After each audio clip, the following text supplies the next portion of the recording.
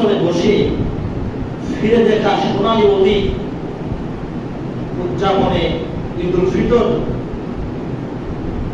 গতকালকে অনেকগুলো মিডিয়াতে, সময় টিভি সহ অনেকগুলো চ্যানেলে বিভিন্ন ঢাকা শহরে বিভিন্ন বৃদ্ধাশ্রম ঘুরে ঘুরে তারা প্রতিবেদন করেছে। আল্লাহ তাআলা তাদেরকে এর উত্তম দিক আমাদের আল্লাহ পাবে, বিরাট একটা অবদান তারা রেখেছে। আজকে বৃদ্ধাশ্রমে এই সমস্ত বৃদ্ধরা কেন, এজন্য কে দায়ী?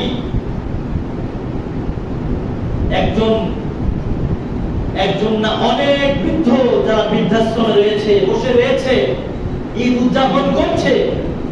এর মধ্যে এক ব্যক্তি যার নাম হচ্ছে ইমান আলী, যিনি একজন উচ্চতর প্রকৌশলী ছিলেন, যার এক ছেলে এবং 2 মেয়ে।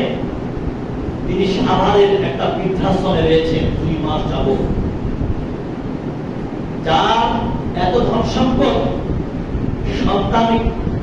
সন্তানকে তিনি কিভাবে লালন পালন করেছেন, কি শিক্ষা দিয়েছেন, সাক্ষাৎকার দিচ্ছেন আর চোখের পানে ধরাচ্ছেন যে আমার সন্তানকে আমি চার্টার্ড অ্যাকাউন্টেন্ট বানিয়েছি, ব্যাংকার বানিয়েছি, উচ্চ পর্যায়ে চাকরি তার সন্তানকে সে শিক্ষার মাধ্যমে পাইয়ে দিয়েছে। যে সন্তানের এই ডিগ্রি নিতে 30 লক্ষ টাকা অধিক ব্যয় করেছে সে। যার যে সন্তানের ঢাকার ধানমন্ডিতে 4টা বাড়ি, মানে কোটিপতি যাকে বলা হয়, আর তার মেয়েরাও কোটিপতি সন্ততি তার পিতাকে রেখেছে বৃদ্ধাশ্রমে। এই পিতা উচ্চ ডিগ্রিধারী প্রকৌশলী, লক্ষ লক্ষ টাকা ইনকাম করে। এরূপ আরো অনেক এখনো ছাত্রদের পেয়ে যাবে, আরো অনেক উচ্চ সরকারি কর্মকর্তা, বিচারক, বিদেশে চাকরিজীবী, ব্যাংকার, প্রকৌশলী, ইঞ্জিনিয়ার, বড় বড় চাকরিজীবী যাদের সন্তান তার পিতাকে বৃদ্ধাশ্রমে রেখে এসেছে। একজন ব্যক্তি যার বৃদ্ধ হয়ে গেছে, এই পিতা শরীরে পোকা হয়ে গেছে, তো তার এই পিতাকে তার সন্তানরা একটা ব্রিজের নিচে ফেলে রেখেছিলাম।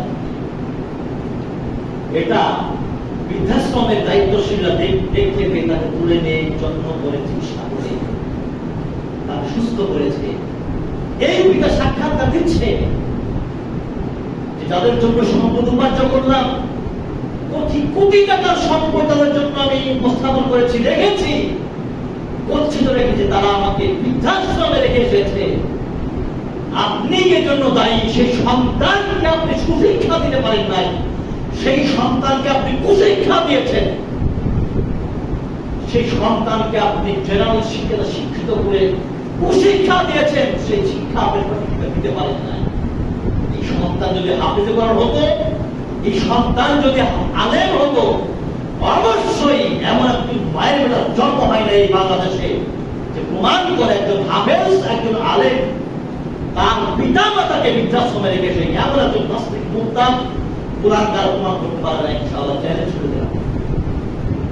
আর বড় বড় চাকরিজীবী, সরকারি চাকরিজীবী, উচ্চ পদস্থ কর্মকর্তা যাদেরকে বিদেশে পড়াশোনা করেছেন আপনি, আর সেই সন্তান আপনার মর্যাদা না বোঝার কারণে, পিতা মাতার কত মর্যাদাকে না বোঝার কারণে আপনাকে বৃদ্ধাশ্রমে রেখেছে। এটাই আপনি বাবা মা ছিলেন, আপনি পেয়েছেন।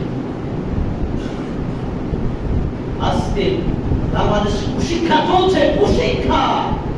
শিক্ষা ক্ষেত্রে যারা রয়েছে সকলে কুশিক্ষা, কেউ শিক্ষিত না। শিক্ষামন্ত্রী থেকে শুরু করে যতদিন এসেছে স্বাধীনতার পর থেকে একজন শিক্ষিত নয়, সকলে মুখে বাঁচে। আপনি আছেন কোথায়? সুশিক্ষা কোথায় পাবেন? পিতামাতার মর্যাদা দিতে বুঝে কারা? যারা আল্লাহ তাআলার পক্ষ থেকে হেদায়াত প্রাপ্ত, কোরআন সুন্নাহর আলোয় যারা আলোকিত, তারাই পিতামাতার মর্যাদা